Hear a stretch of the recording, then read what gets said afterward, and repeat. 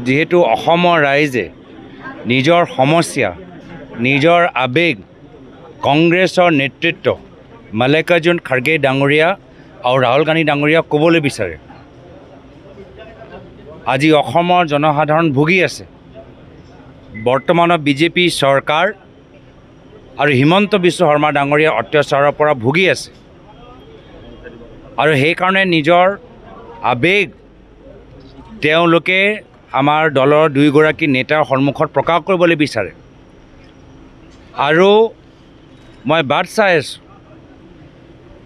যিদৰে মই আশা কৰোঁ মল্লিকাৰ্জুন খাৰ্গে ডাঙৰীয়া ৰাহুল গান্ধী ডাঙৰীয়া আমাৰ দলৰ কৰ্মীখিনি আৰু তেওঁলোকৰ যোগেদি সমগ্ৰ অসমৰ ৰাইজক যি উৎসাহৰ বাৰ্তা দিব সেই উৎসাহৰ বাৰ্তা আগন্তুক দিনত বৰ্তমান বিজেপি চৰকাৰৰ অন্যায় আৰু অত্যাচাৰ উফৰাই দিব। এটা আপুনি ক'ত পাই গ'ল? আমি পাতিছোঁ মিটিঙৰ কথা। সেইদিনা মিত্ৰতা সম্পৰ্ক সন্দৰ্ভতো আলোচনা হ'ব নেকি আপোনালোকৰ ৰাহুল গান্ধী য'ত আহিব?